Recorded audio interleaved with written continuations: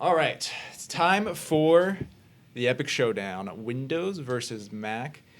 Dell XPS 13, the very best of the Windows Ultrabooks, versus the famous MacBook Pro 13 with Retina, of course. I feel like we shouldn't have to say that anymore, but there you go, MacBook Pro 13 with Retina. You see the two systems there.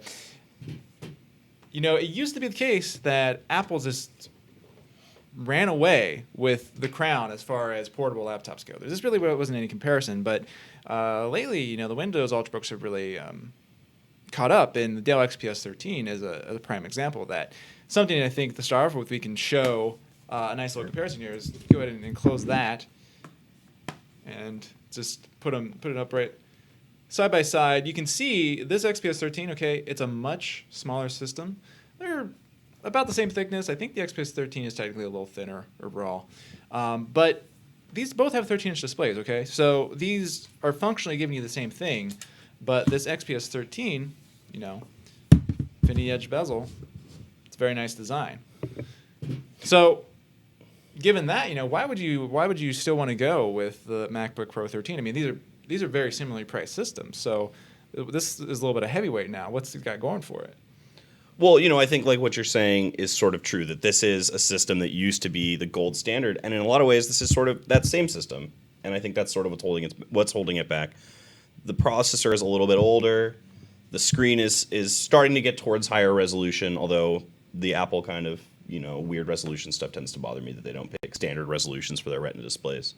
But at the same time, the system it's compact, it's easy to use. A lot of people really like this for the operating system. You know, I don't think that this would be as appealing of a system if it didn't run Mac. If you put this same hardware in front of me, the close integration of those two makes it run really, really nicely, though, and it makes it sort of irrelevant that hardware, that CPU is a couple generations old. You know, it's still a really fast computer, and these things also, they're so durable. They hold together forever. Like, these MacBooks are indestructible in a lot of ways. There's something to note about the processor in that, isn't there? It's not quite the same as the XPS 13, is it? No, so the XPS 13, that's a Skylake i7, correct? This one is Skylake i7, yeah. Well, that one specifically. You're going to be starting with a Skylake i3 at the most entry level XPS 13. What is? I'm just looking this up. This is a 5th generation, correct? Now that in this one, Broadwell. Broadwell, yeah. Also dual core, I believe.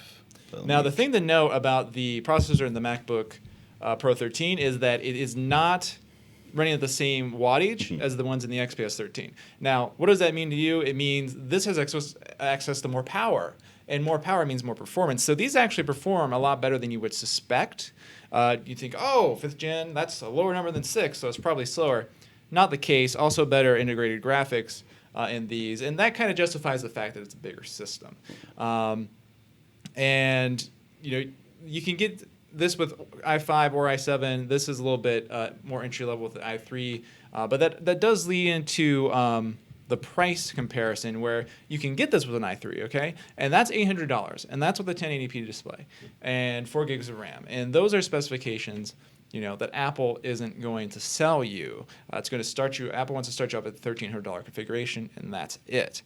So if you're looking for something a little bit cheaper, you know, the Dell's really the only way to go there.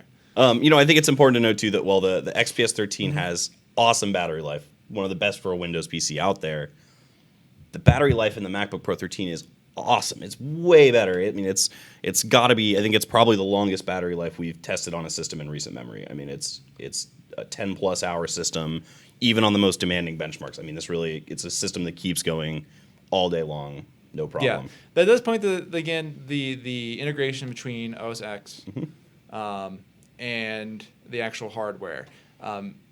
Apple has packed in a really big battery with the MacBook Pro 13, and they know all the tricks to squeeze out the maximum battery life out of the operating system. So, you know, XPS 13, you're going to be getting probably around 7 to 9 hours, depending on your usage.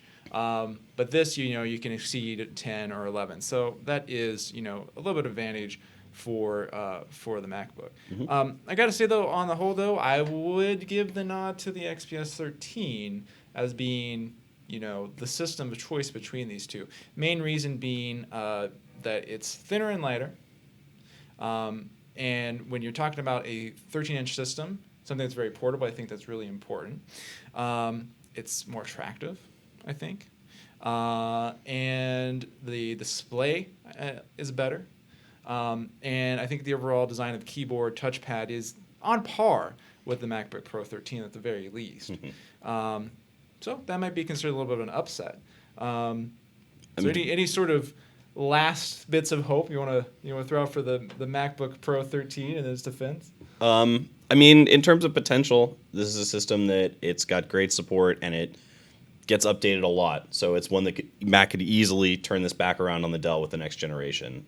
This current one, not so great, especially in terms of the value when you look at it in terms of performance per value and accessibility to the system at a lower dollar point. The Dell kind of takes it, but it's not over for Apple. They've come back from worse. Yeah, and there's the operating system divide. If you want a Mac, obviously you're going to get a Mac, and some people are just going to get Windows, and they're going to want to get the Dell. But if you've got to toss up, you're like, I like both these operating systems, or at least I'd be fine with both these operating systems. And I think for once, in probably the history of laptops, the Windows one is the way to go.